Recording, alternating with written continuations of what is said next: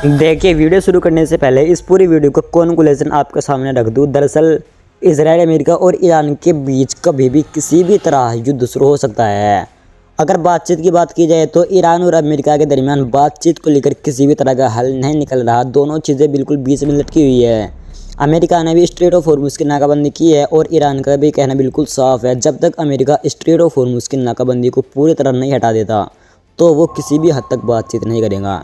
फिलहाल क्या कुछ हुआ पिछले 24 से 48 घंटों में, आइए एक एक चीज़ को बहुत गहराइयों से समझने की और समझाने की कोशिश करता हूँ। सबसे पहले वीडियो की शुरुआत डोनाल्ड ट्रंप के ट्वीटों से कर लेते हैं। दरअसल डोनाल्ड ट्रंप या यूँ कहे कि अमेरिका ने ईरान को गिराने की हर तरह की कोशिशें कर ली, लेकिन किसी भी कीमत पर ईरान को झुकने के लिए अब तक ये मजबूर नहीं कर सके हैं। और शायद कहीं ना कहीं इसकी सबसे बड़ी वजह है ईरान की अंदर की एकता है। शायद डोनाल्ड ट्रंप ने इसी चीज़ को देखते हुए ट्वीट करते हुए कहा कि ईरान के नेताओं के अंदर मतभेद है, उनके कट्टरपंथी और उदारवादी नेताओं में बहुत मतभेद है। उनको ये भी नहीं पता कि उनके नेता आखिर है कौन। वे इस युद्ध में बुरी तरह हार रहे हैं, उनके अंदर एक अजीब सी लड़ाई चल रही है। इस तरह की बातें डोनाल्ड ट्रंप ने ट्रूथ सोशल पर गई। इसी तरह डोनाल्ड ट्रंप ने एक पुराने ट्वीट को फिर से दोबारा अपलोड करके कहा कि ईरान के अंदर दो फैक्शंस हो चुके हैं। एक तो वो जो हमारे साथ बातचीत करना चाहता है, जो डील चाहता है, और दूसरा वो जो डील नहीं चाहता, जो बातचीत करना नहीं चाहता। लिहाजा जो बातचीत करना नहीं चाहता, हम उन तमाम नेताओं को कत्ल कर देंगे। अब डोनाल्ड ट्रंप के इस तरह के दावों को लेकर ईरान ने क्या कहा, ईरान की भी आप बात सुन लीजिए। दरअसल ईरानियन प्रेसिडेंट ने कहा कि डोनाल्ड ट्रंप के ये दावे बिल्कुल झूठे हैं, पूरी तरह फेक है, और ईरान के अंदर किसी भी तरह की कोई कट्टरपंथी या उदारवादी रिजीम नहीं है। पूरा ईरान एक है और हम सब क्रांतिकारी हैं। ये बात ईरान के प्रेसिडेंट मसूद पेजेश्कियान ने कही। यानी कि डोनाल्ड ट्रंप कहीं ना कहीं ईरान को अंदर से तोड़ने की कोशिश कर रहा है, या दुनिया को दिखाने की कोशिश कर रहा है कि हम इस जंग में जीत गए, ईरान अंदर से टूट गया। ईरान के अंदर कोई ऐसा नेता ही नहीं बचा जो इस्लामाबाद के अंदर हमारे साथ बातचीत कर सके। इस तरह के बयान डोनाल्ड ट्रंप की तरफ से लगातार आ रहे हैं, लेकिन ईरान डोनाल्ड ट्रंप के हर दावे को पूरी तरह रिजेक्ट कर देता है। इसी तरह डोनाल्ड ट्रंप के इस दावे को भी ईरान ने बिल्कुल रिजेक्ट कर दिया। वहीं जो अमेरिका ने स्ट्रेट ऑफ हॉर्मुज़ की दोनों साइड से नाकाबंदी की है, उस नाकाबंदी को लेकर डोनाल्ड ट्रंप ने क्या कहा उसको भी देख लीजिए।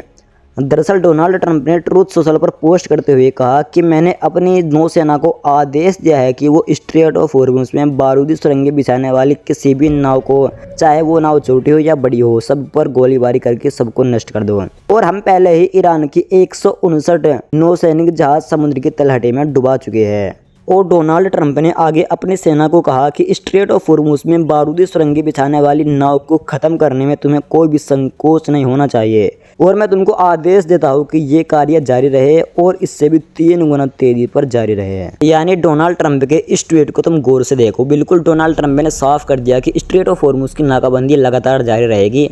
हमारी नौसेना स्ट्रेट ऑफ हॉर्मुज़ के पास है, और कोई एक जहाज भी अगर ईरान का आता है या ईरान की कोई एक नाव भी हमारे पास आती है तो हम उसको नष्ट कर देंगे। यानी डोनाल्ड ट्रंप के इस ट्वीट से आप ये भी अंदाज़ा लगा सकते हैं, भले ही डोनाल्ड ट्रंप बहुत ही सीधा साधा बनने की कोशिश कर रहा हो, इस युद्ध को रुकवाने की कोशिश कर रहा हो, लेकिन कहीं ना कहीं अमेरिका और इजराइल कोई अंदर अंदर प्लान कर रही है, और कभी भी ईरान के ऊपर ये लोग हमले कर सकते हैं।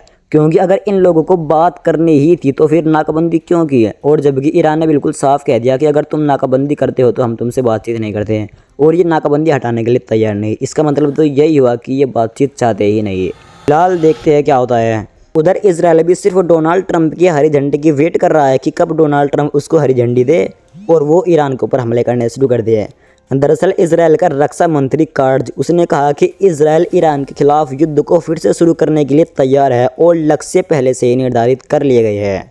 हम डोनाल्ड ट्रंप की हरी झंडी का वेट कर रहे हैं कि कब डोनाल्ड ट्रंप हमें हरी झंडी दे और हम पूरे खामेनी परिवार को नेस्तनाबूद कर दे, पूरे खामेनी परिवार को ख़त्म कर दे, और हम ईरान की ऊर्जा सुविधाओं, बिजली स्टेशनों और प्रमुख आर्थिक बुनियादी ढांचे पर हमला करके ईरान को अंधकार युग में वापस ले जाएंगे।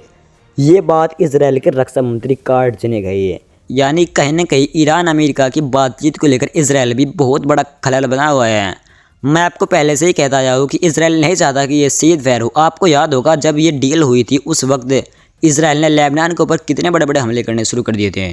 वो सिर्फ शायद इसी वजह से किए गए थे कि ये डील ना हो, क्योंकि नेतन्याहू पर बहुत सारे करप्शन, भ्रष्टाचार, फ्रॉड और सेंसरशिप के केस चल रही है। और अगर ये बातचीत हो जाती है, डील हो जाती है, ये युद्ध विराम हो जाता है, तो कहीं ना कहीं नेतन्याहू पर वे केस दोबारा चल सकते हैं। फिलहाल ये बहुत बड़ी खबर है। इसराइल बिल्कुल तैयार बैठा हुआ है कि कब अमेरिका उसको हरी झंडी दे, उसको इजाज़त दे और वो ईरान के बुनियादी ढांचे पर हमले करने शुरू कर दे। वहीं अमेरिका का एक बहुत बड़ा अखबार है द न्यूयॉर्क टाइम्स। इस अखबार ने भी मुस्तफा खामनेई को लेकर एक बहुत बड़ा दावा किया है। दरअसल इस अखबार ने कहा कि मुस्तफा खामनेई की चोटें पहले की तुलना में और अधिक गंभीर हो चुकी है। उनके एक पैर का 3 बार ऑपरेशन हो चुका है और अब वे नकली पैर लगवाने का इंतजार कर रहे हैं।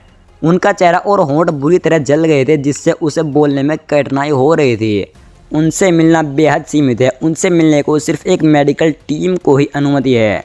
ईरान के राष्ट्रपति मसूद पेजेश्कियान और ईरान के स्वास्थ्य मंत्री उनकी देखभाल में लगी हुई है। और इस अखबार ने आगे ये भी कहा कि फ्यूचर में मुस्तफा खामनेई को प्लास्टिक सर्जरी की ज़रूरत भी पड़ सकती है। इतना बड़ा दावा अमेरिका के अखबार द न्यूयॉर्क टाइम्स ने मुस्तफा खामनेई को लेकर किया।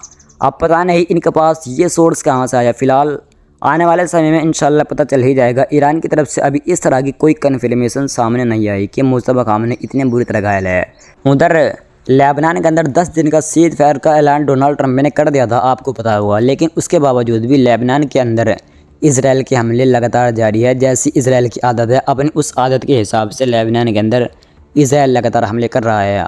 आज फिर लेबनान के ऊपर हमले हुए, जिसमें तकरीबन 3 लेबनीज़ मारे गए। बाकी ये कुछ खबरें हैं जो मैंने आपके सामने रखी। बाकी इंशाल्लाह मिलते हैं किसी दूसरी वीडियो में। तब तक के लिए आप जुड़ जाइए।